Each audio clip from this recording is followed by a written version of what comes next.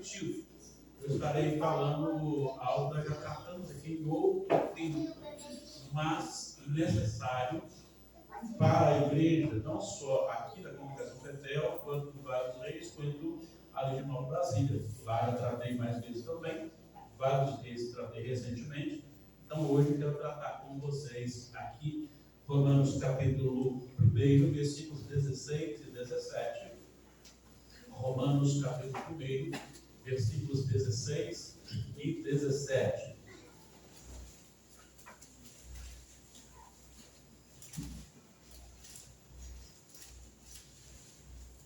Assim nós lemos: pois não me envergonho do Evangelho, porque é o poder de Deus para a salvação de todo aquele que crê, primeiro do judeu e também do grego. Visto que a justiça de Deus se revela no Evangelho de fé em fé, como está escrito: o justo viverá por fé. Nós já oramos ao Senhor, nós já pedimos as bênçãos de Deus, mas precisamos orar mais. Orar mais porque é a palavra do Senhor.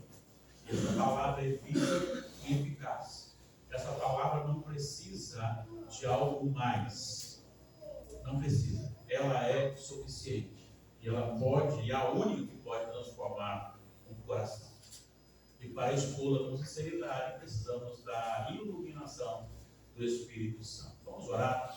Ó Pai, nós colocamos diante de Ti o nosso coração falho, a nossa mente fraca, a nossa limitação. Pedimos que, apesar de tudo isso, que o Teu Santo Espírito assuma no nosso coração não apenas aquilo que vamos falar, mas também aquilo que vamos ouvir. E aplique isso de maneira viva no nosso coração, transformando todos que aqui estão, em nome de Jesus. Amém. Muito bem, queridos irmãos, eu tenho ficado bastante entristecido com a maneira como as pessoas têm visto o Evangelho atual. A maneira como as pessoas têm lidado com o Evangelho atual. A maneira como a igreja se tornou tão materialista, se tornou também mística e sem conhecer realmente aquilo que as Escrituras nos oferecem. É muito comum você encher um tempo quando você chama pessoas e diz: amanhã estará aqui falando um psicólogo. As pessoas querem vir para ouvir sobre a visão dela, sobre a mente humana. E quanto mais ela falar sobre a mente, o cérebro, melhor você vai se sentir e sair. Oh, que isso maravilhoso. É triste observar como pessoas têm deixado Jesus de lado para viver manifestações que pensam ser espirituais em revelações extra-bíblicas e que contrariam as Escrituras Sagradas. E nestes movimentos identifica-se como uma pessoa cheia de Espírito. É lamentável.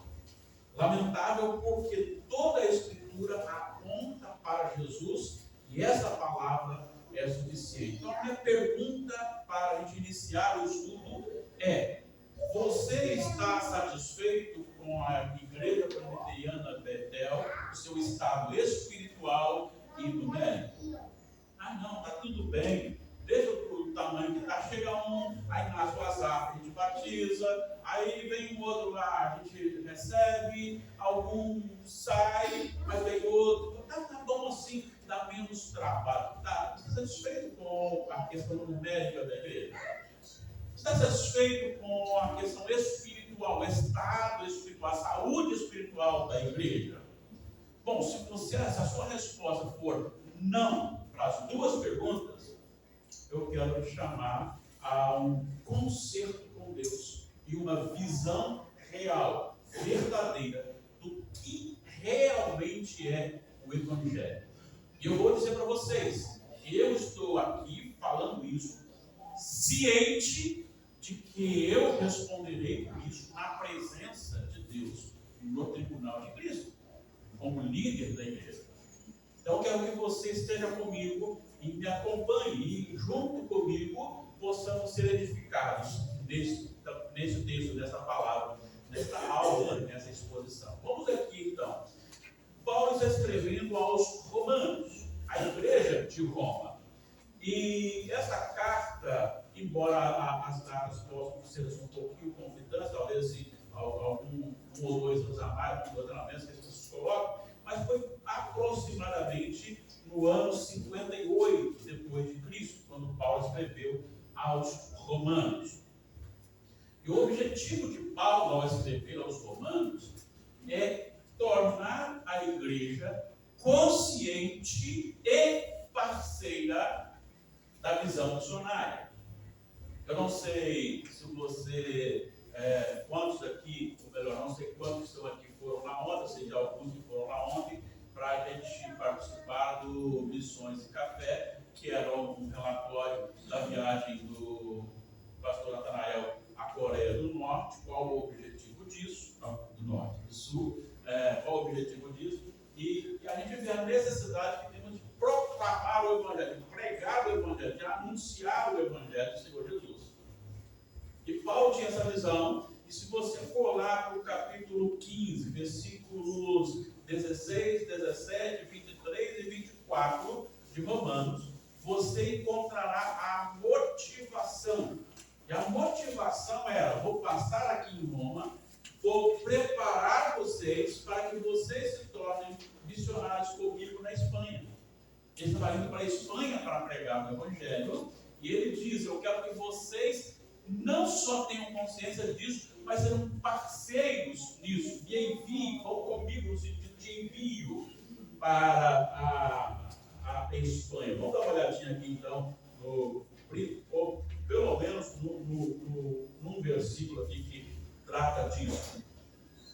Veja, Romanos capítulo 15, nós lemos assim, o 22 em diante. Essa foi a razão porque também muitas vezes me senti impedido de visitá-los. Mas agora, não tendo já campo de atividade nessas regiões e desejando há muito visitá-los, penso em fazê-lo quando enviarem para a Espanha, pois espero que de passagem estarei convosco e que para lá seja por vós encaminhado, depois de haver primeiro desfrutado um pouco a vossa companhia. Então ele está indo para a Espanha e ele quer uma parceria da igreja de Roma. Agora, a primeira verdade é que não existe visão missionária sem doutrina. Não existe visão missionária sem consciência doutrinária. E é aí que a igreja brasileira está pecando e pecando muito, recebendo manifestações que não são de Deus, pensando que são de Deus. Por falta de conhecimento. Falta de conhecimento. Veja, Paulo, a partir aqui do versículo 18, do capítulo 1, até o capítulo 11, versículo 32, ele faz para a igreja de Roma um estudo detalhado de uma doutrina profundamente séria, difícil, não simples, que era mais uma comida muito forte, era mais uma feijoada do que um mingauzinho, a respeito da justificação pela fé. O capítulo 1, capítulo 2, capítulo 3, até o versículo 20, ele fala que os gentios e os judeus, ou seja, todo ser humano merece a condenação eterna. Todos estão mortos. A partir do 3:21, ele vai falar a respeito da solução disso, que é Jesus Cristo. Então ele vai para o capítulo 4 falando da Cristo e Adão, Cristo segundo Adão. Ele vai para o capítulo 5 falando da justificação pela fé. Ele vai trabalhando tudo isso até chegar no capítulo 11, 32, quando ele diz: Deus encerrou todo mundo na perdição para usar de misericórdia com alguns. Capítulo 11, 33 a 36, diante daquela belíssima exposição da doutrina da justificação, o apóstolo então adora a Deus,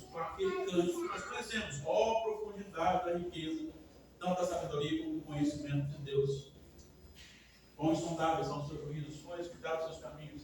Quem pois conheceu a mente do Senhor? Quem foi o seu rosto nele? Quem primeiro deu ele para que seja restituído? Porque dele, e por ele, e para ele são todas as coisas. A ele toda a glória eternamente. Amém. 33 a 36. 12 em diante, ele faz aqui uma ligação, os versículos 1 e 2, e ele fala como devia viver-se, ou como se devia viver essas doutrinas na prática. Ele encerra então o capítulo 16 com a saudação final. Então o objetivo aqui era fazer com que a igreja de Roma entendesse o que é o Evangelho e proclamasse o Evangelho.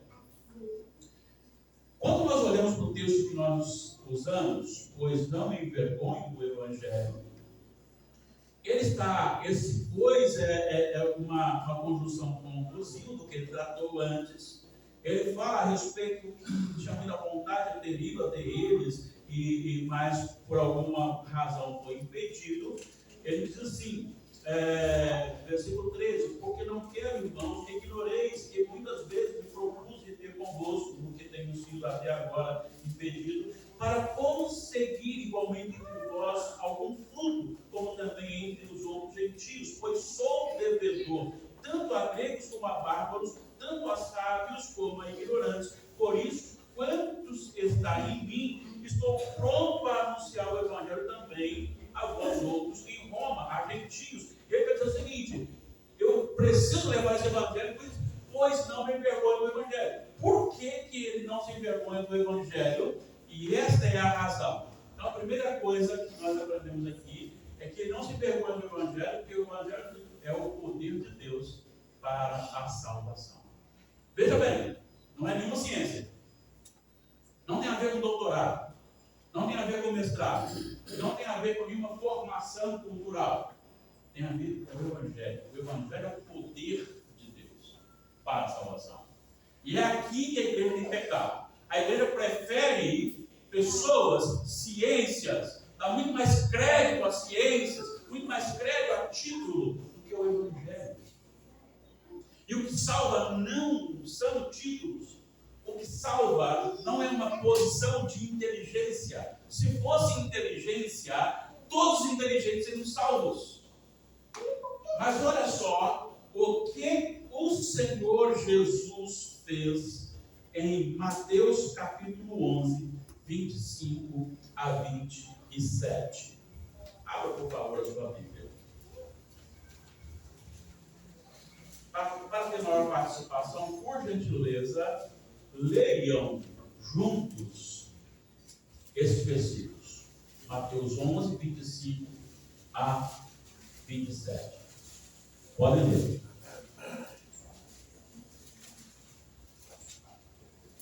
Vamos lá?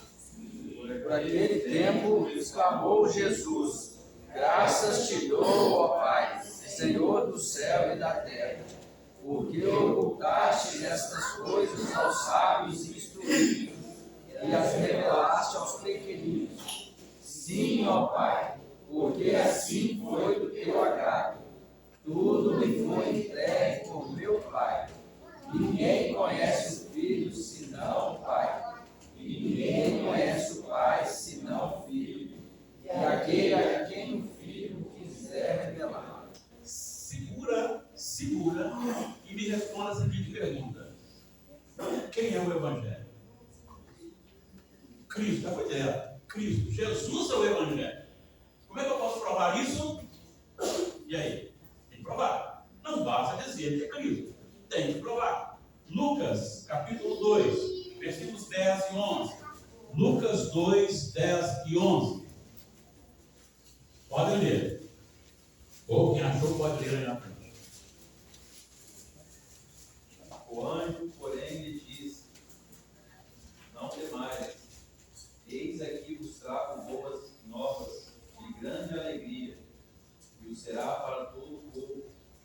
É que hoje vos nasceu na cidade de Davi o Salvador, que é Cristo, o Senhor. Quem que é a nova? Cristo. Jesus. Que é Cristo, o Senhor. É que Salvador, que é Cristo, o Senhor.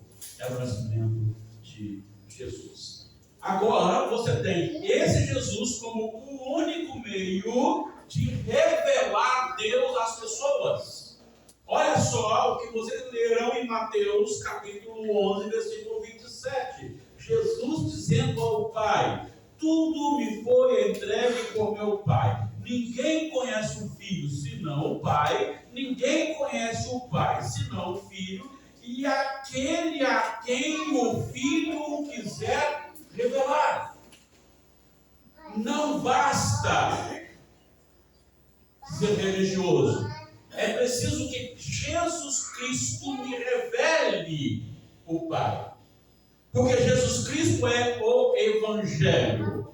Vamos agora para a segunda epístola de Paulo aos Coríntios.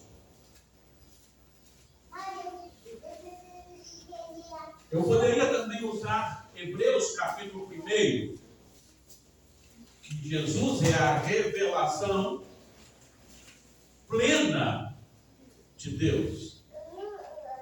Mas o nosso tempo não daria. Então vamos aqui, olha só o versículo, eu vou ler o 3 e o 4. Veja, mas se o nosso evangelho ainda está encoberto, é para os que se perdem que está encoberto, nos quais o Deus desse século, quem é o Deus desse século? Satanás. Satanás é o Deus desse século. No qual o Deus desse século, no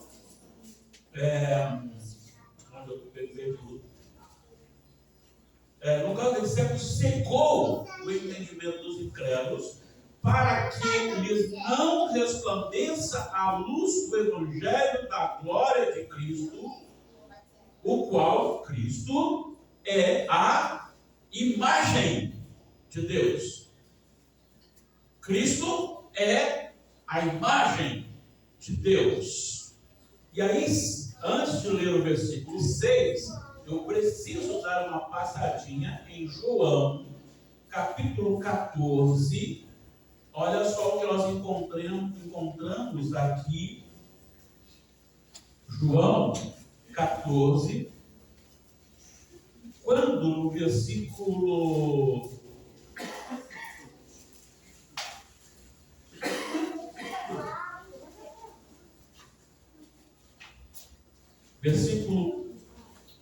9,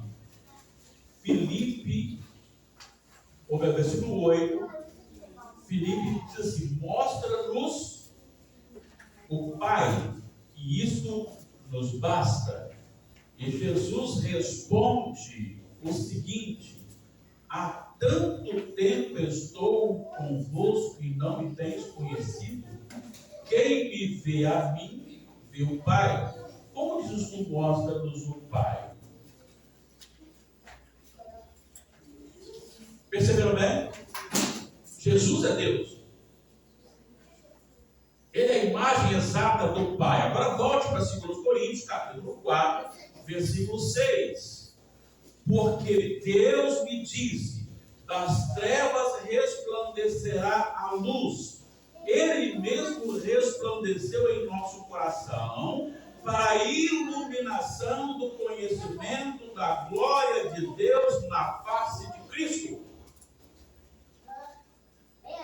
Jesus Cristo é a revelação da glória de Deus.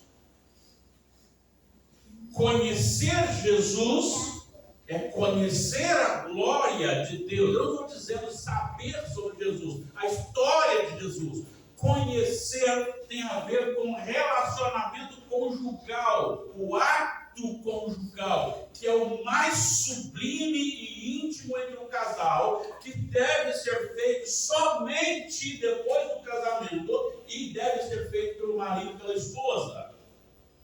É este conhecimento. Se você ler, por exemplo, o nascimento de Jesus, Mateus vai dizer que Maria e José não conheceu Maria até o nascimento de Jesus, ou seja, não manteve relação conjugal com ela até que Jesus nascesse, porque ele deveria nascer de virgindade. Então, conhecer Jesus é mais do que saber que Ele existe.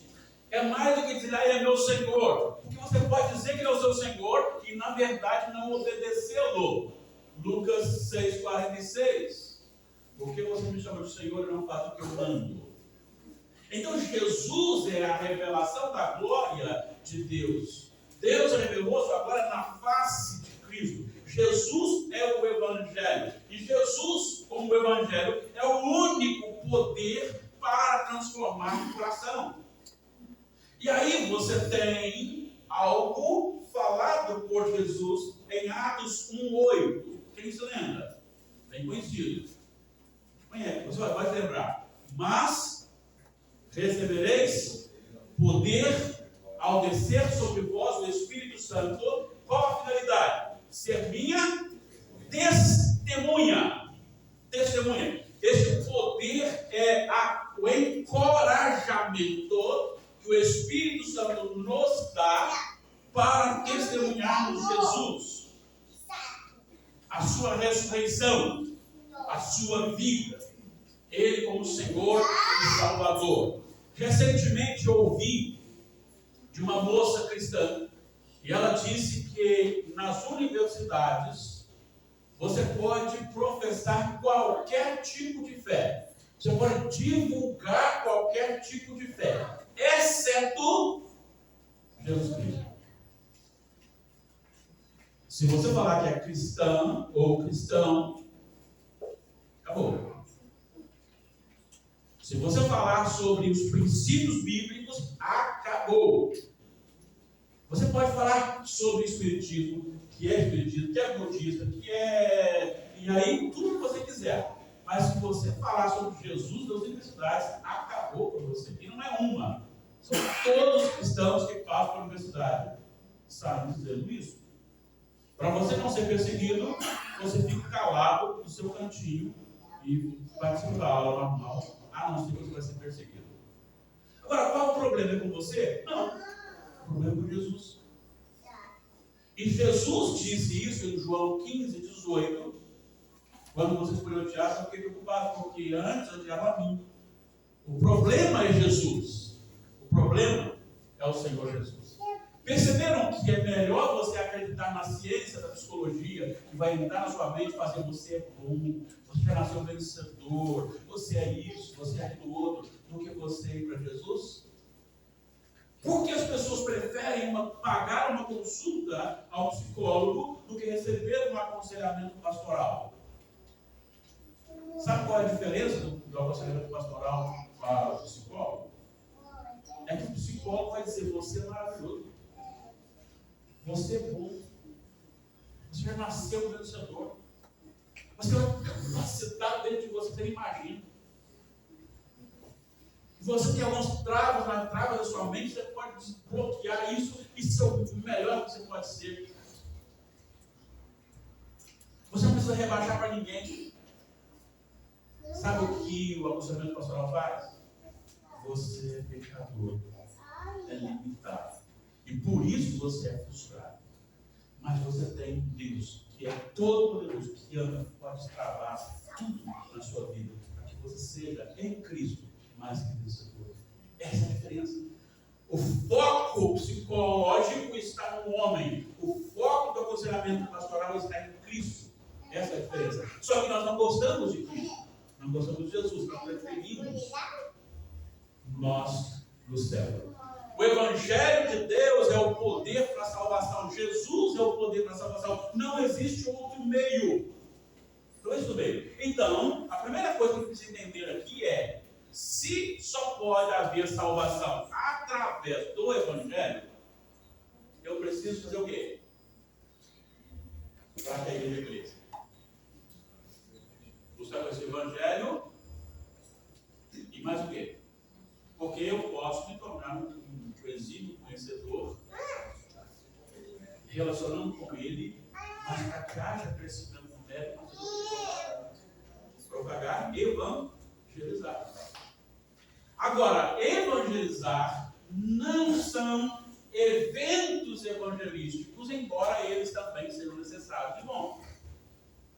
Evangelizar é vida. Eu não sei se você já pregou equivocadamente sobre isso, porque quando você vai pregar em Mateus 28, 18 a 20, toda autoridade me foi dada no céu e na terra. Portanto, versículo 19, ide e fazem discípulos das nações. As pessoas pensam que o ide é uma ordem. Mas não. O ide não é uma ordem. O fazer discípulos é uma ordem. Mas o ide não é uma ordem. A melhor tradução seria assim: havendo ido, ou tendo ido, ou seja, a evangelização é uma vida.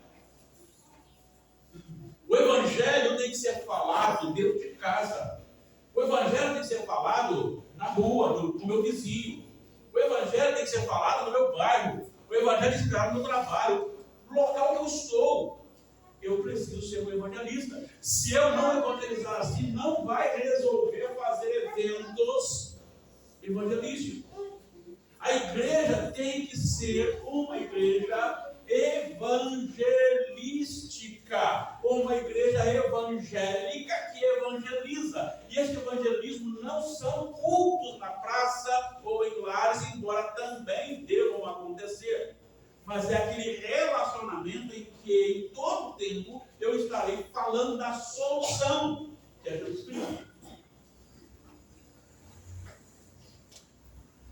O único meio da igreja crescer é começarmos a ter relacionamentos com pessoas, relacionamentos evangelísticos com pessoas. É fazer com que a minha vizinha, que ainda não conhece a Jesus, veja Jesus em mim. Não só nas minhas atitudes, mas principalmente ela ouça este evangelho. E nós não seremos uma igreja evangelística enquanto não mudarmos a nossa mente. O que eu creio? Está lembrado do que diz Colossenses capítulo 2, versículos 2 e 3? Não, né? Não é necessário, não é obrigatório você ouvir ou a saber de cor. Mas Colossenses capítulo 2, versículo 2, ele encerra dizendo assim: para que vocês compreendais, tenham convicção do mistério de Deus, vírgula, Cristo. Cristo é o mistério de Deus. E em Cristo estão ocultas todas as riquezas, toda a riqueza do conhecimento da sabedoria. Então nós precisamos conhecer Jesus e falar sobre Jesus, viver Jesus na nossa vida. Agora veja o que Paulo diz aqui em Romanos capítulo 12, no versículo 2. Depois de falar que você deve oferecer a sua vida como sacrifício vivo, santo e agradável a Deus, que é o vosso culto racional, ele diz assim: e não vos conformeis com esse século, mas transformai-vos pela renovação da vossa mente, para que experimenteis qual seja a boa, agradável e perfeita vontade de Deus. O crente nunca se forma aqui na terra. Ele sempre precisa aprender mais sobre Deus, viver Deus na sua vida. A mente da gente determina quem somos, o que fazemos e para quem fazemos. Porque a minha mente, as minhas convicções determinam quem sou. E automaticamente quem sou vai ter reflexo daquilo que eu faço. E aquilo que eu faço, determinado pelo aquilo que eu sou, mostra para quem eu faço, se para Deus ou para o diabo.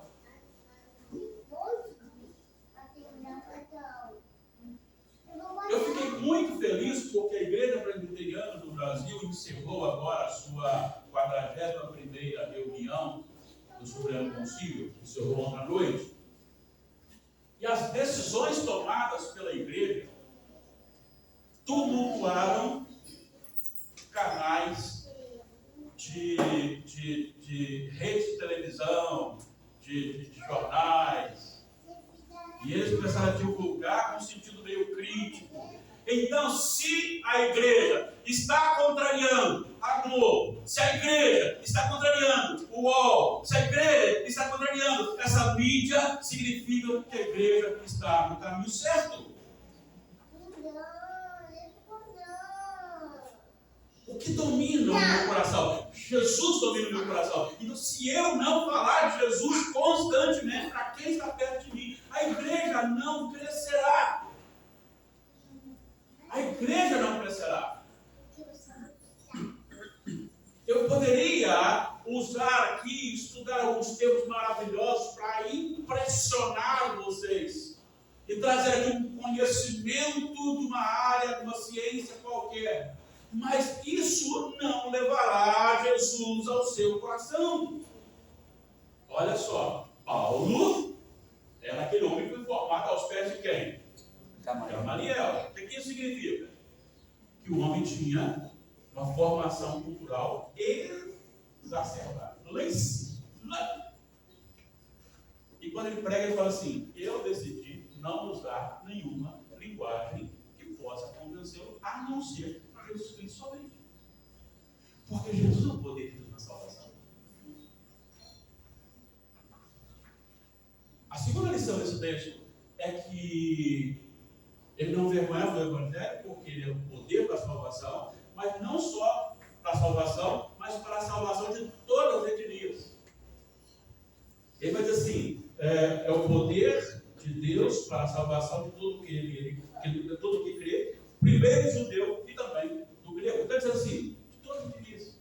Porque dividia-se entre grego e judeu, o grego significando gentios. Gentios que não era judeu. Então, a salvação ela é agora em Cristo alcançada em todas as etnias do mundo.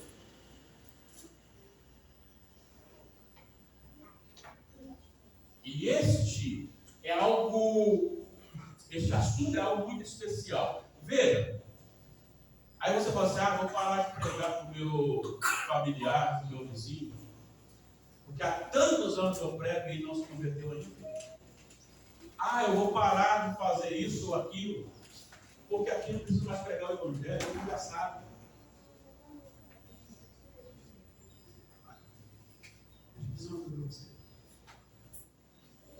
No momento exato que Jesus revelar o Pai a essa pessoa, ela é convertida. Veja, o Espírito Santo mostra a glória de Deus na face de Cristo. E aí pronto, se converteu. É por isso que a igreja é cheia de pessoas que largam e abandonam. Porque nós somos fracos. À medida que eu cresço espiritualmente, eu me torno forte no Senhor. E aí eu vejo que o Evangelho me coloca como um zero à esquerda. Mas me coloca um zero à esquerda na presença do Rei Supremo. Guardado pelo Rei Supremo. Assistido pelo Rei Supremo. Salvo pelo Rei Supremo. É um zero à esquerda no paraíso.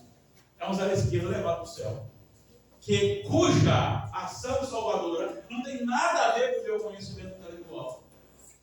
Cuja salvação não tem nada a ver, a não ser com o poder de Deus que entra em todas as etnias. Então não desanime, pregue a palavra. Já pregou anos, pregue mais anos se for necessário, mas pregue a palavra. Isso, quer ser oportuno, quer não, continue falando do amor de Deus. Gente, todo assunto dá para a gente traduzir o Evangelho, não dá? Vamos pensar aqui. Eu sei que tem pessoas que fazem pão caseiro aqui, não tem? Tem alguém que faz pão caseiro aqui? Não acredito. Só comendo para saber se faz mesmo. Ali faz pão caseiro. Aí você faz um pão caseiro e aí alguém vai visitar você, ou você está vendendo para alguém, ou doou para alguém, ou alguma coisa dessa forma, e a pessoa não tem Jesus. O que você pode fazer de evangelização entregando um pão caseiro para ela, seja bem-vindo ou não? Deus é o pão da vida, a única você pode usar que eu estou lhe dando pão, que não é o real, que é o simbólico, que alimenta o corpo físico, mas eu conheço o pão da vida. Viu? Não é tão simples. Você pode me vender um pão aí? Reserva para mim aí. Aí vou lá pegar o pão e sai de lá evangelizado. Percebeu? Estou cansado de trabalhar. Então, o que você vai dizer com isso?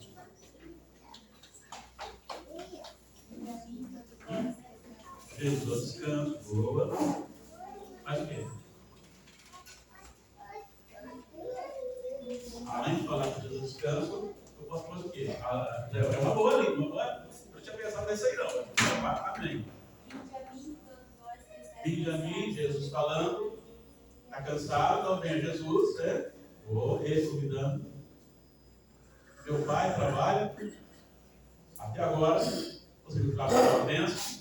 Né? Olha só que tanta coisa você pode fazer. E aí você pode, meu pai até agora, então você está cansado então, com Jesus. Olha só que você pode evangelizar. Vamos pensar na área do esporte. Aí o cara fala assim: você viu aquele camarada? Como ele é maravilhoso. Aquele camarada tem robô que corre igual um leopardo, né? Aí você fala assim: pois é, ele parou, ele não está mais lá. Pois em Jesus nós somos mais que vencedores, porque nunca paramos a nossa caminhada até a eternidade. Tudo nessa vida. Se não, um copo d'água, por gentileza. Aí você pega um copo d'água, entrega e fala o quê? Jesus é a água da vida. Percebeu bem? Aí que os adolescentes aí começam a namorar e falam com o namorado assim: você conhece Jesus? Pois então, Jesus com a igreja é como um namoro para casamento.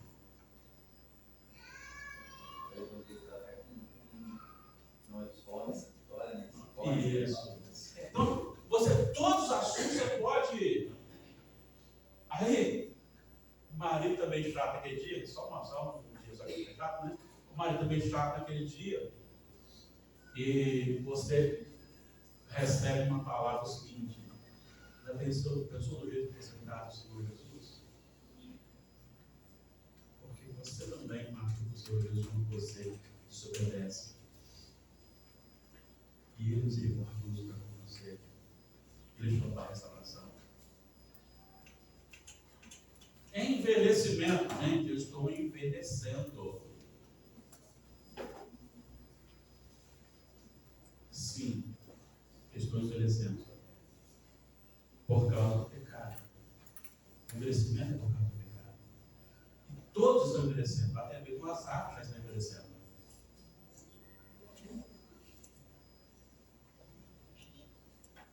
Mas Jesus é aquele que pode nos recriar e nos salvar para a eternidade, quando nunca mais seremos cometidos esses problemas. Então você pode anunciar para todas as pessoas.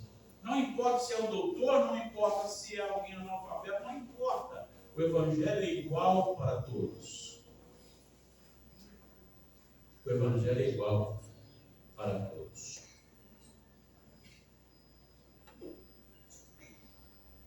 É interessante porque, vamos dar só uma olhadinha lá, porque esse texto aqui me encanta.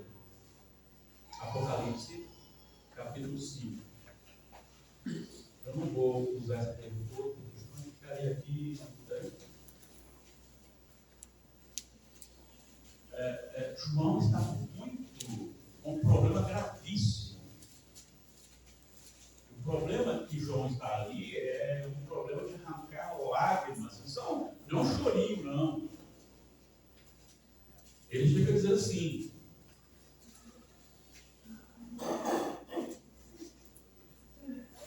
versículo 4: e eu chorava muito, porque ninguém podia abrir o livro selado do tempo. Versículo 6: então vi no meio do trono dos 400 viventes, entre os anciãos, de pé, um cordeiro como tendo sido morto. Não está morto, como tendo sido morto. E ele foi achado digno de abrir o livro. E diante disso, você tem no versículo 9, 8 e 9, dizendo que os 24 anciãos e os 4 seres viventes, louvavam ao Senhor. Depois, no versículo 11, você tem muitos anjos ao redor do trono, número de milhões e milhares de milhares, adorando o Senhor.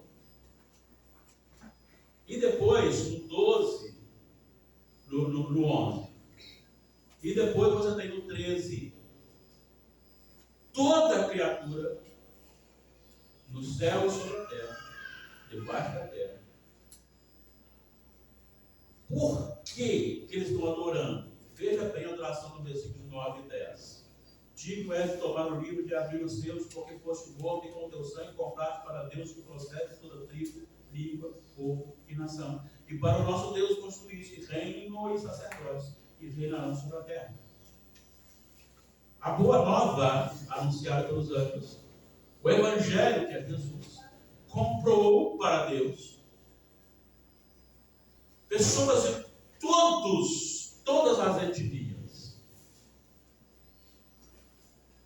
E por isso, ele é exaltado por milhões de anjos, dizendo: diga ao cordeiro que foi morto, de receber o poder, a riqueza e sabedoria, e força, e honra, e glória, e louvor.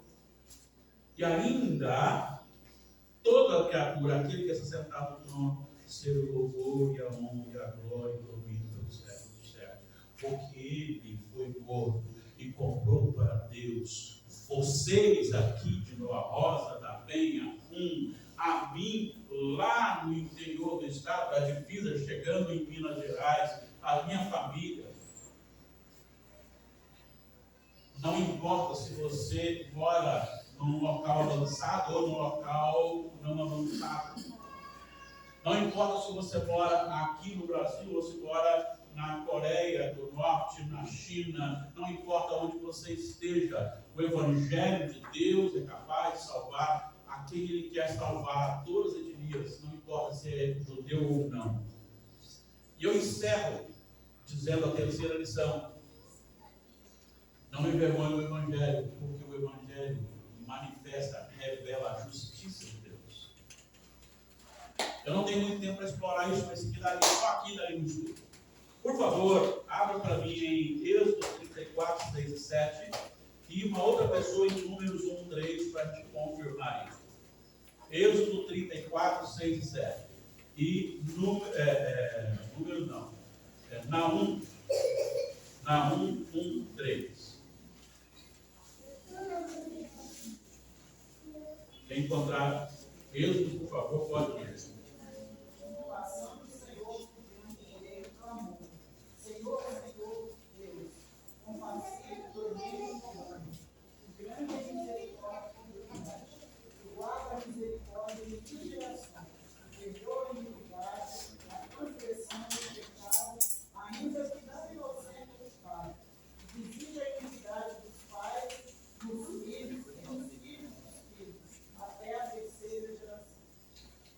Naum, capítulo 1, versículo 3.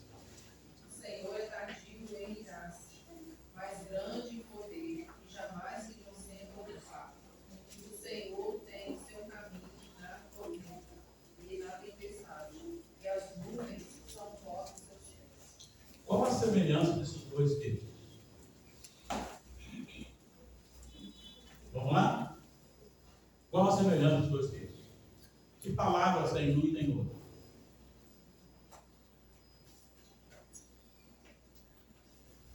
Eu não falo isso antes, fica mais difícil de gravar, né? Fala da misericórdia de Deus, aqui e lá. Aqui ele fala da misericórdia, literalmente, lá ele fala tardio e irás. Mas fala que Deus não inocenta ou culpado aqui, e Deus não inocenta lá. Agora, a pergunta vai justamente para Evelyn, porque a Evelyn estudou esse texto sem saber, não estudou não. Evelyn, como pode Deus ser justo se Ele não me condena? O que é justiça? O que é justiça? Como que um juiz vai fazer justiça a um criminoso? Pode falar. Condenando. Eu quebrei a lei.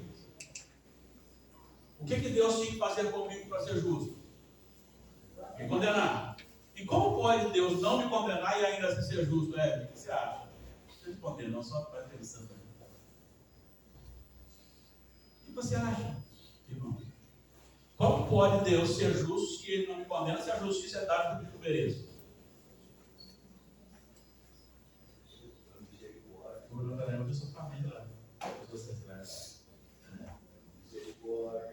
Mas se Ele usa de misericórdia, então Ele não vai dar o que eu mereço. Se Ele não dá o que eu mereço, não dá de injustiça.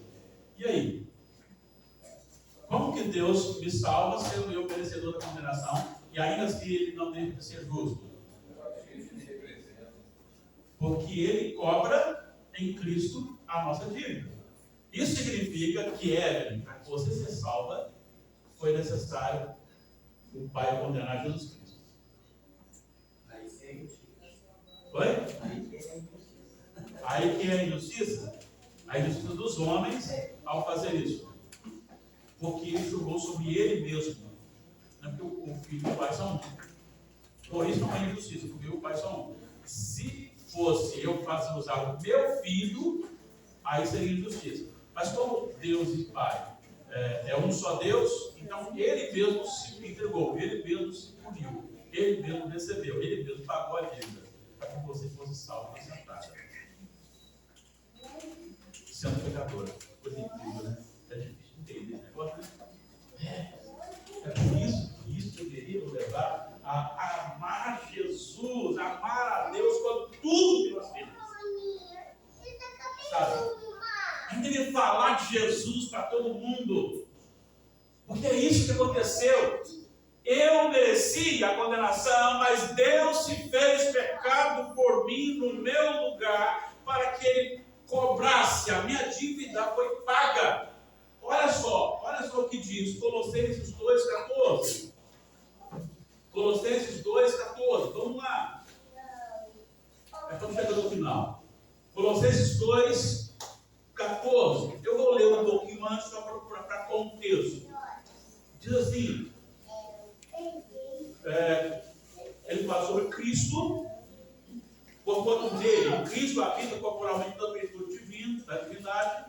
Também nele, em Cristo, estáis aperfeiçoados. Ele, Cristo, é o cabeça de todo o principado e potestade. Nele, Cristo também fosse circuncidados pela fé, não por intermédio de mãos, mas o despojamento do corpo, da carne, que é a circuncisão de Cristo, tendo sido sepultados juntamente com Cristo, no batismo, no qual igualmente fosse ressuscitado mediante a fé no poder de Deus, que ressuscitou dentre os mortos a Cristo, e a vós outros que estáveis mortos pelas vossas transgressões e pela incircuncisão da vossa carne, Jesus Cristo vos deu vida, perdoando todos os nossos delitos e pecados, tendo cancelado o escrito de dívida que era contra nós e que constava de ordenanças. Sabe? Eu vou usar aqui uma palavra simbólica só para você entender. Vamos pensar aqui que você tem uma balança da perfeição. Então você vai entrar no céu pela balança da perfeição. Aí o Saulo vai lá e sobe na balança. Aí as boas coisas que ele fez levam um pouquinho assim, a chega lá em cima, ela volta porque é insuficiente. Aí eu subo pela minha perfeição. As coisas boas que eu fiz vão lá e voltam porque são insuficientes. Mas Saulo e eu cremos em Cristo. Então, quando vamos subir na balança, Deus falou, não é você que vai subir na balança. É Jesus. E Jesus sobe na balança. E Jesus sobe na balança, e aí é perfeito. Perfeito por quê? Primeiro, ele não pecou. tudo e não pecou. Segundo, ele sofreu a pena. Veja, não é só não pecar. Quando Jesus disse que está consumado, João capítulo 19, acho que é o 30, 29 ou 30, diz que ele, ali na cruz, ele diz, está consumado. A ideia que você tem em português é que ele completou a obra, certo? Não é? Só que o termo usado por João é um termo que envolve mais que isso. É tetelestai. Tetelestai é mais do que está consumado. Tetelestai é que está pago. É quando alguém devia alguma coisa, chegava pelo tribunal e quitou a sua dívida, então o juiz pegava a sua nota promissória e batia o carimbo jurídico, o carimbo do tribunal. Está pago. Então, por isso, a justiça de Deus, Jesus revela a justiça de Deus, por quê? Porque se Deus for justo com a gente sem Jesus, nós todos seremos condenados com justiça. Mas Deus arrumou o meio, em não sendo injusto, salvar pecadores através de Cristo Jesus.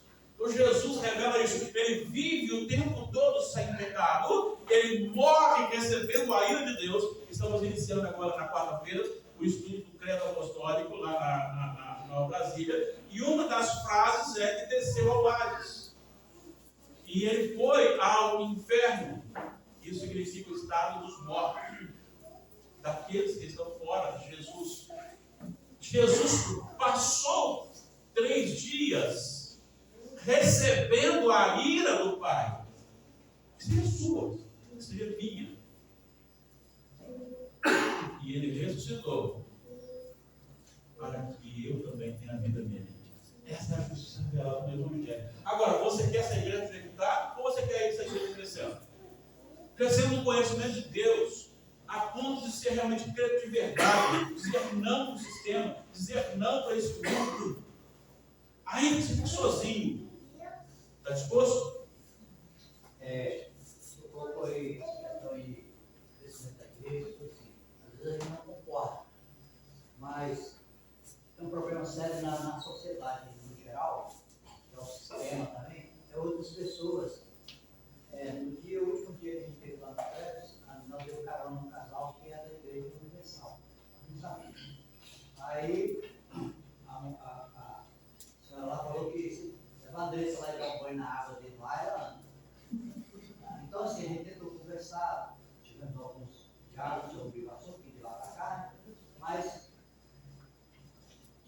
assim, calculando na quarta-feira, poderíamos conversar mais com eles, mas o imprevisto não deu mais, acabou. Mas se vende é o assunto. E onde eu trabalho tem mais ou menos 10 pastores de igrejinhas, assim, porque tem um lá que é a família, só a família desse é a igreja, a esposa e os filhos. Outro tem 8 pessoas separadas de igreja com o seu ministério. Então isso tudo. Quando eu comecei a evangelizar lá, só que eles já vieram com outro assunto em cima. E muda tudo. Isso dificulta muita gente. Sim. E vou dizer para você uma coisa, uma afirmação que eu faço biblicamente. Satanás nunca cria nada, ele só copia. E ele criou copiando uma igreja evangélica dentro da igreja vizinha. Que foca as coisas materiais e físicas, esquece das coisas espirituais. O dom da cura, hoje, ele não existe mais como o dom da cura. Deus ainda pode curar pelo sobrenatural? Claro que pode. Ah, não, existe sim. Então me mostra. Ah, não, o RS falou que a gente não revelou com o carro, você dá poder. Não, não quero saber disso. Eu não quero saber daquele negócio que fica mostrando lá. Eu quero saber um sinal.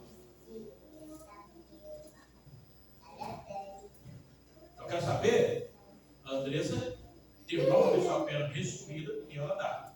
Eu tenho o dom da cura, eu vou orar. E Deus pode fazer isso? Andressa? Pode. Claro que pode. Se ele tem um propósito, ele vai. Mas você não vê mais o sinal. Eu conheço um cego e ali passou a ver. Eu conheço um paraplégico que voltou a andar. Agora, isso não quer dizer que Deus perdeu o poder.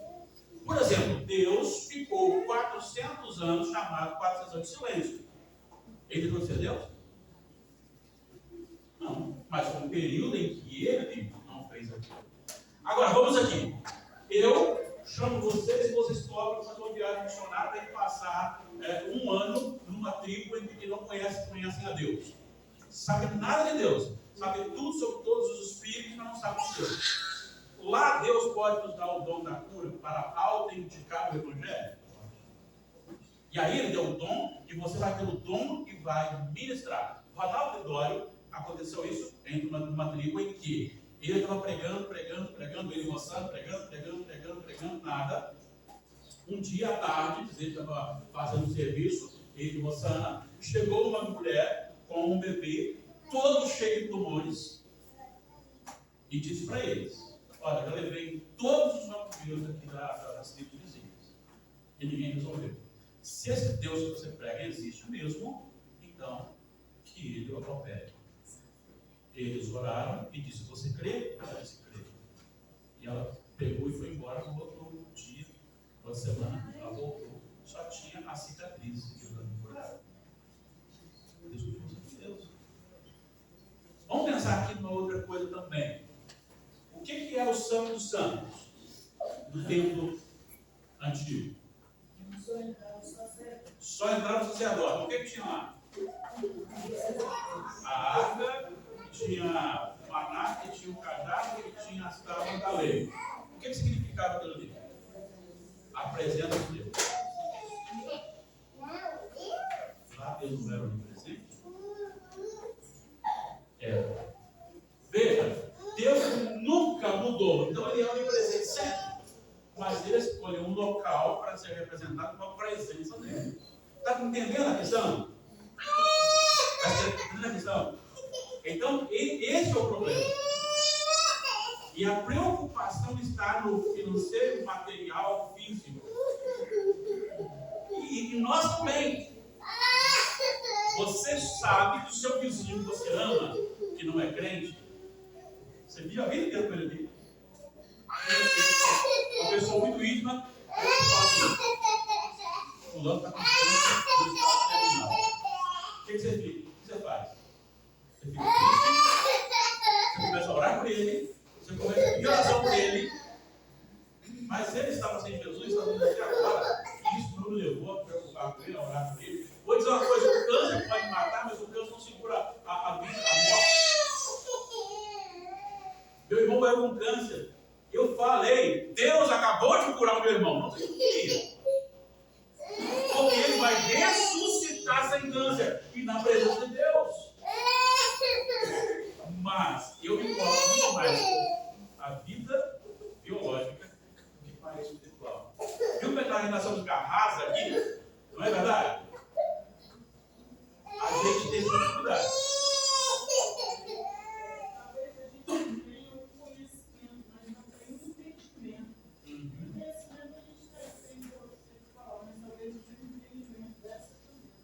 Está faltando. Você tem um conhecimento intelectual. Então vamos mudar a expressão. Tem um conhecimento mais intelectual e pode deveria ser um conhecimento de coração, né? Que é aquele relacionamento de submissão a Jesus, independentemente de quem é, quem faça alguma coisa, fala alguma coisa ou deixa de fazer, como está o sistema, né? Fique sozinho, né? Fique sozinho. Para você que ama tanto a Jesus que você é capaz de dar até a sua própria vida, se for necessário, por Jesus Cristo. Esse é o conhecimento do coração. É o conhecimento do coração. E eu preciso que vocês olhem para isso. Como você está, como eu estou, como nós estamos. Estamos aproveitando essa oportunidade para falar de Jesus, o amor de Jesus, o Evangelho. Porque fala comigo aqui. De repente alguém chegasse para você e falasse assim: você é a primeira a saber disso. Descobriu-se a cor de Deus e acessível a qualquer um. O que você faria? Né? A primeira coisa que tem que fazer é a rede social, que abrange tudo, é colocar. Ó, você tem alguém aí que acabou de sair da cura do câncer.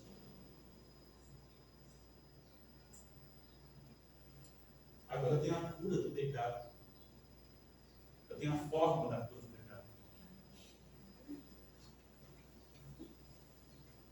Vocês recebem diariamente pequenas pastorais, às vezes assunto repetido, eu vou mudando as formas, porque eu sou sempre. O meu objetivo é fazer com que as pessoas sejam edificadas com a palavra de Deus. Vou usar a rede social, sim, para as coisas de Deus. Vou falar com a palavra de Deus, sim, vou falar. Há pouco tempo, por simples pastorais, o Facebook quase poucas pessoas usam, né, agora, mas eu uso também para todos, eu coloco em todos, me bloqueou. Porque o assunto que eu estava tratando feria a liberdade de fé de algumas pessoas. Eu não falei nada da fé deles, eu só falei de Jesus. Aí fica um tempo bloqueado, depois ser liberado de novo. Não tem problema. Liberou e vai embora. Em nome de Jesus. É claro que o crescimento, né, Zé Maria, não vai depender de nós, né? Mas sem a nossa pregação também não vai ter crescimento. A questão é, o que eu posso fazer, eu vou fazer. O William, ele está numa nova profissão agora, que é diretor de tráfego pago. E ele, assim, está começando, está difícil. Então, eu falei, William, só faz o que compete a você. Tá? Tráfego pago é quando você tem uma loja, um produto que quer divulgar, e aí então você conversa com ele e ele tem os meios de fazer com que, quando eu falo ou digito alguma coisa relacionada a um assunto, dessa aqui, que tem uma loja de camisa, aí eu falo assim, eu estou com uma camisa. Eu falei isso, ou ouvi alguma camisa ali, pesquisei alguma camisa ali. Então, o que ele faz é fazer com que o próprio sistema mande para mim o seu produto. Claro, isso. Circula. E aí você tem, você escolhe, né? Eu quero 3 quilômetros, eu quero 5 quilômetros, eu quero 20 quilômetros, eu quero, né? E aí as pessoas vão replicando isso, ele dá nessa linha. É perigoso, né? É igual o café. Por favor, não fale mais, eu quero café em pó, fale diluído. Tá difícil, né? Tá difícil. Mas, então, aí eu só falo a sua parte. Agora, fala o seu melhor. O que nós vamos fazer? O nosso melhor. Qual que é o nosso melhor? Proclamar, pregar, anunciar, evangelizar. Agora, como deve ser, se vai trazer pessoas para cá, isso é com o Senhor. É com o Senhor. Né? Em nome de Jesus. Mas cresça espiritualmente, amadureça espiritualmente em nome do Senhor Jesus. Tá bom? Alguma dúvida sobre o texto, o assunto? Bom, então não havendo, nós vamos orar ao Senhor aqui, logo em seguida nós daremos bênçãos para você.